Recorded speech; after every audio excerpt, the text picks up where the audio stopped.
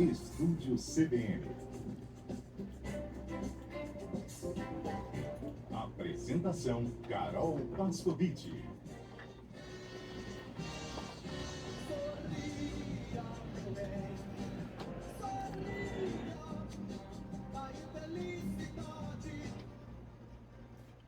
Estamos de volta com o Estúdio CBN, abertura de hora, terceira e última hora do programa desse sextou. E hoje, Dia Mundial do Sorriso. Agora, 4h04.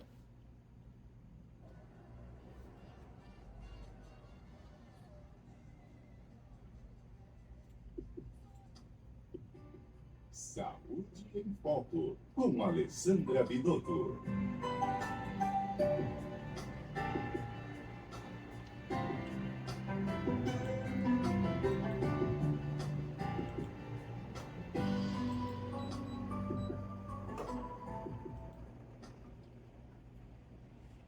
Bom, doutora, você já sorriu muito hoje? Ai, que felicidade estar aqui. Boa tarde, Carol. Boa tarde a todos os ouvintes.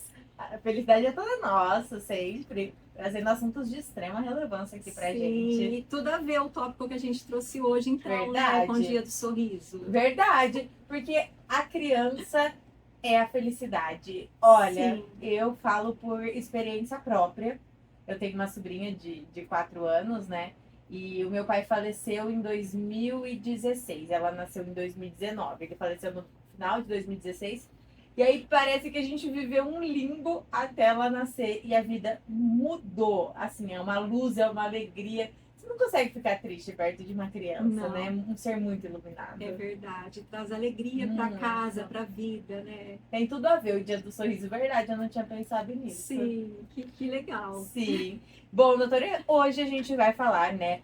Muitos ouvintes mandaram aqui pra gente. A gente já tinha até comentado entre nós aqui no off que a gente queria falar sobre criança interior. E os ouvintes mandaram, né? Ao fim do programa de sexta-feira, eles mandaram que queriam saber sobre criança interior, porque é um assunto que tem sido falado bastante, né? O reflexo do que acontece na vida da criança quando criança e como isso reflete na vida adulta, né, doutora? Sim. É importante vocês saberem que a gente trouxe esse tópico pensando na Semana das Crianças, né? Que vai ser a semana que vem. E a criança interior é uma parte muito importante de toda pessoa. Então, toda pessoa tem a sua criança interior, que é aquela parte criativa, ingênua, curiosa, dotada de ingenuidade. Então, todos nós temos a nossa criança interior, independente da nossa idade. É muito importante a gente olhar para ela. Uhum. E, doutora, tanto nas partes boas como nas ruins? Isso, importante você ter falado sobre isso. Quem iniciou esse assunto, né, da criança interior foi Carl Gustav Jung, né, que a gente estuda e conhece.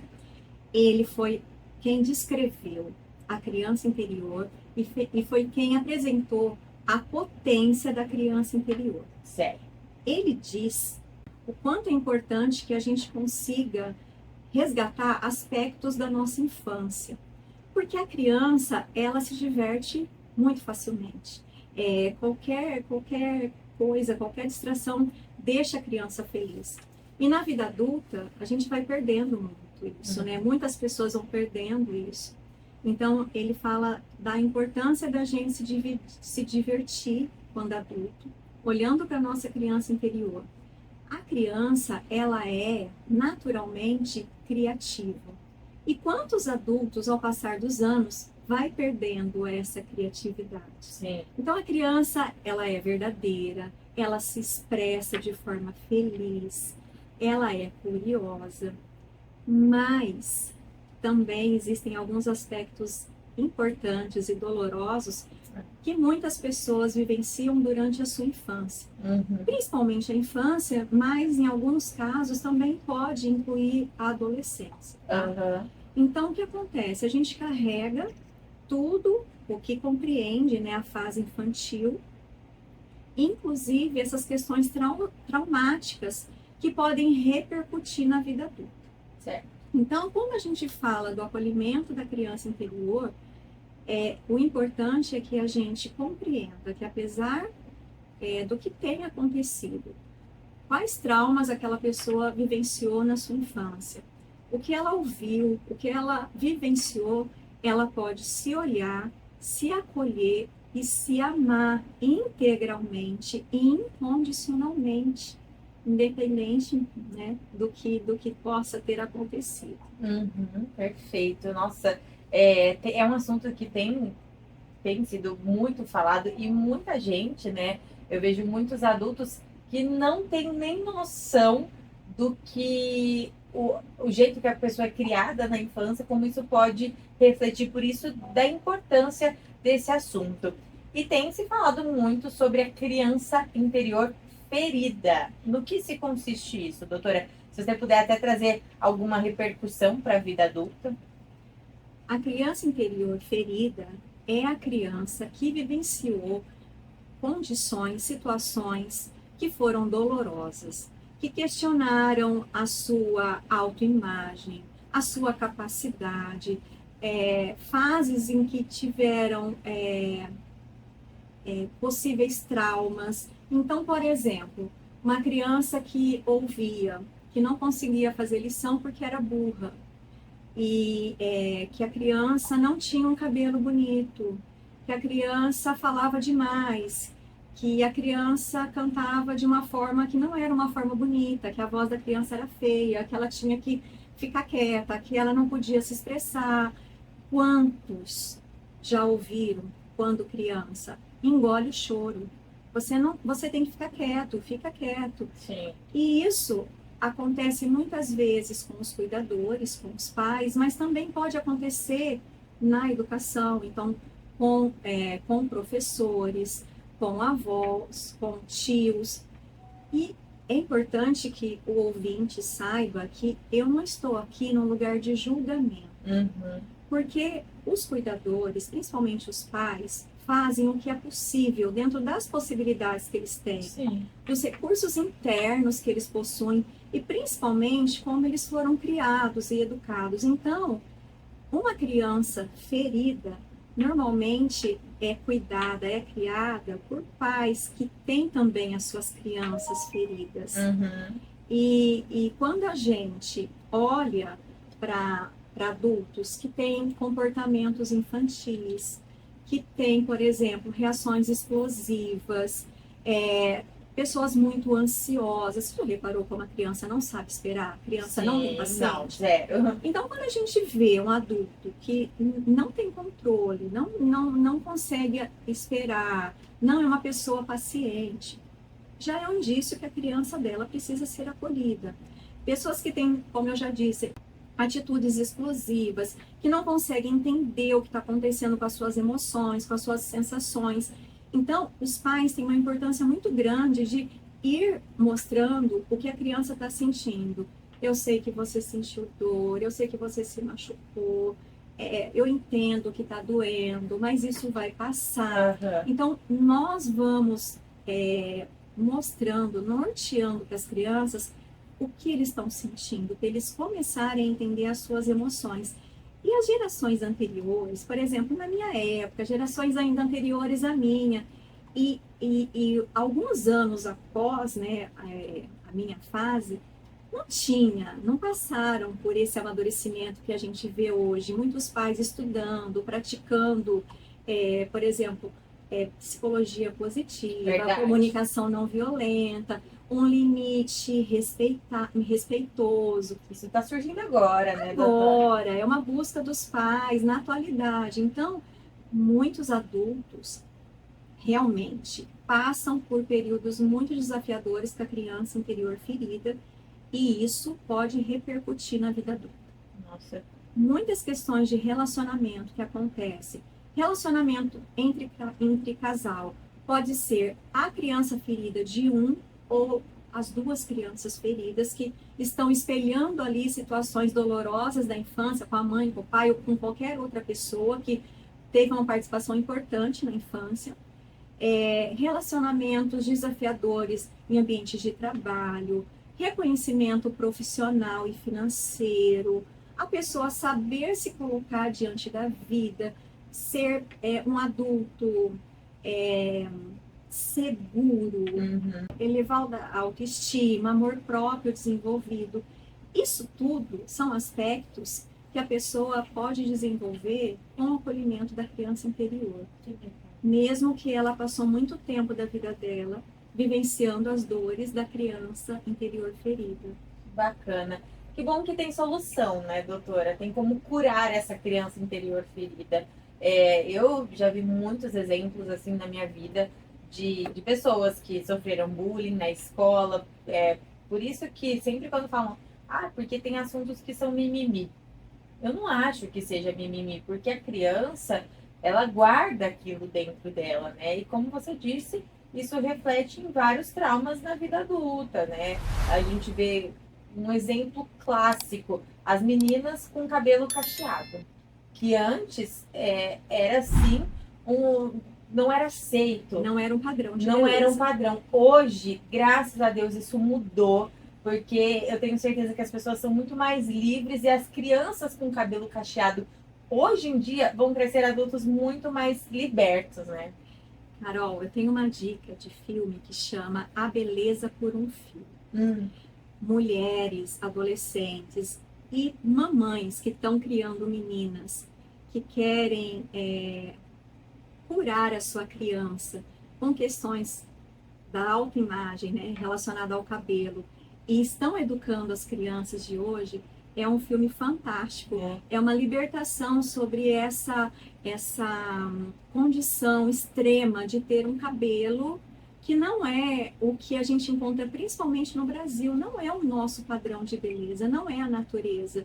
E é maravilhoso quando a gente está com cabelo que a gente pode tomar chuva, a gente pode entrar num lugar que tem vaporzinho e pode ir para a praia, a gente se sente livre, né? E a gente se respeita e se ama exatamente do jeito que a gente é. Perfeito. E doutora, bom, para as crianças feridas, né? Para os adultos com a criança ferida, terapia, a gente sabe que ajuda, mas a constelação familiar também é uma forma de curar essa criança ferida? Carol, um dos trabalhos mais bonitos que eu faço semanalmente é o acolhimento da criança ferida. Nossa. De todos os movimentos que eu realizo nos atendimentos de constelação, na minha opinião, esse é o mais potente, o mais libertador e o mais transformador. A pessoa, ela entra em contato com as dores, ela entende o que está acontecendo, normalmente gera muita emoção, e aí a importância de ter um terapeuta que esteja junto com essa pessoa, acolhendo, mostrando o que está acontecendo, para a pessoa ir se, ao mesmo tempo que ela vai entendendo as suas sensações e as suas emoções, ela vai tomando consciência do que aconteceu, e nesse momento acontece a transformação.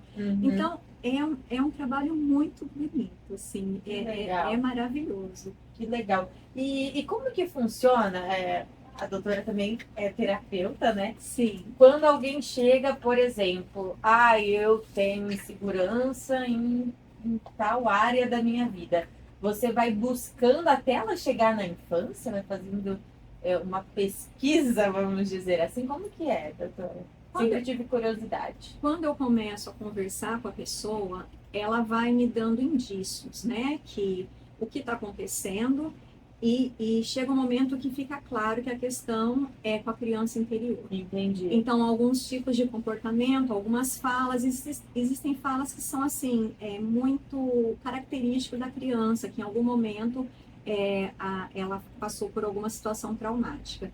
Então, o que acontece? Conforme eu vou perguntando, eu percebo que realmente aquilo aconteceu. Então, existem terapeutas que têm maior sensibilidade, um olhar mais crítico, mais experiência, e isso é facilmente identificado. Quando eu chego nesse aspecto, normalmente eu faço um movimento como se fosse um estado meditativo. Certo. Então, eu vou pedindo para a pessoa respirar, se acalmar, se conectar com o coração dela, até ela acessar a criança interior. Que legal. A gente pode usar imagens da infância como fotografia, mas ela pode, em determinado momento que aconteceu aquela situação desafiadora, aquele trauma, e aí começa um movimento de conexão com aquela criança, de olhar para a criança, de mostrar para a criança que ela pode se expressar. que ela tá ali protegida pela adulta, que a adulta ama, que vai escutar e o quanto é importante aquela alegria, aquele entusiasmo daquela criança. Uhum. Então, é uma reconexão. Eu falo que é como se fosse um trabalho de você voltar para casa.